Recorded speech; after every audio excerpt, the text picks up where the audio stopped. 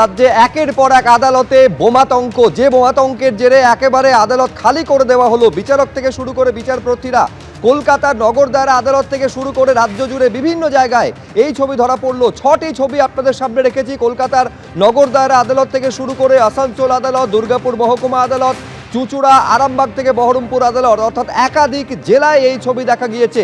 কোথাও ইমেল মারফত বোমা থাকার খবর জানানো হয়, কোথাও ফোন করে উড়িয়ে দেওয়ার হুমকি দেওয়া হয়, আর তারপরই আতঙ্ক ছড়িয়ে পড়ে।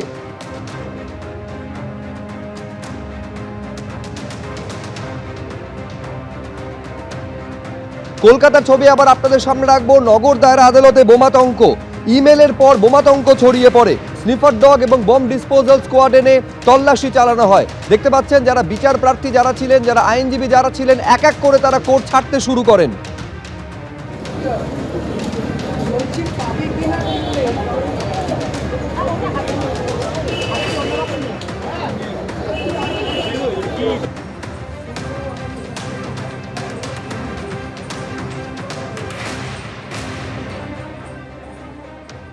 হঠাৎ কোর্টে একটা মেল এসছে, যে মেলে বলেছে যে কোর্টের কোনো জায়গায় বম রাখা আছে এবং এই রাখা থাকার ফলে যেটা একটা বা একটার কাছাকাছি, দুপুর একটার কাছাকাছি বাস্ট হতে পারে। আমরা মেলটা দেখিনি, তো আমাদের কোর্টে যারা আধিকারিক আছেন, রেজিস্ট্রার সাহেব আছেন এবং অন্যান্য জজ সাহেবরা যারা আছেন, তারা সঙ্গে সঙ্গে স্টেপ নিয়েছেন এবং হেয়ার স্ট্রিট থানায় যোগাযোগ করেছেন এবং হেয়ার স্ট্রিট থানা থেকে লোক এসেছিলো। আমরা দেখলাম সব জায়গায় সার্চ করলো, ওদের BDS team, bomb disposal squad team সব সার্চ ফার্চ করে যেটা শুনতে পারলাম যে কিছু পাওয়া যায়নি। এবং সিটি সেশন কোর্ট অর্থাৎ নগর দায়রা আদালতের পাশাপাশি ব্যাংশাল কোর্টেও এই বোমাতঙ্কের ছবি ধরা পড়ে।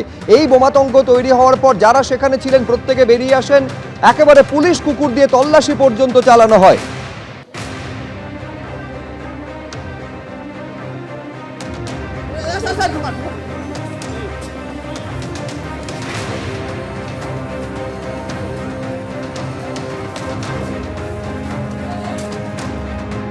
অর্থাৎ শুধু কলকাতা শহরেরই দুটি কোর্ট, একটা হচ্ছে নগর দায়রা আদালত এবং ব্যাংশাল আদালতে এই বোমাতঙ্ক ছড়িয়ে পড়ে। দূরভিসন্ধি থেকে এটা করা হয়েছে, কোথা থেকে করা হয়েছে, কে বা কারা জড়িয়ে রয়েছেন, প্রত্যেকটা খতিয়ে দেখা হচ্ছে। সাইবার সেল খতিয়ে দেখছে বলে জানিয়েছেন কলকাতার পুলিশ কমিশনার।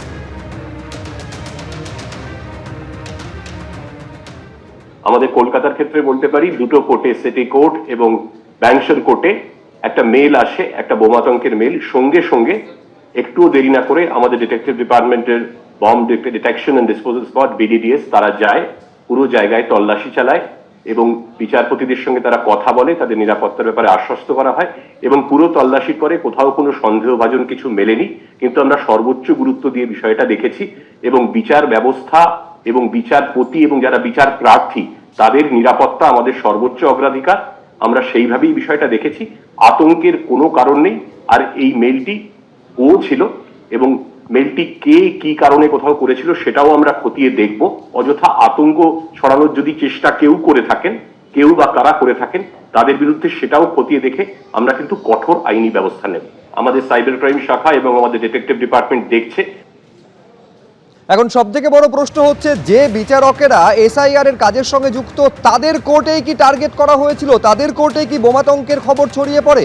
এই প্রশ্ন যখন করা হয় সিইও অর্থাৎ মুখ্য নির্বাচনী আধিকারিককে, তিনি বলছেন জুডিশিয়াল অফিসার যারা, তাদের নিরাপত্তা দেওয়ার দায়িত্ব রাজ্য পুলিশের ডিজিপির। কি বলছেন একবার দেখব।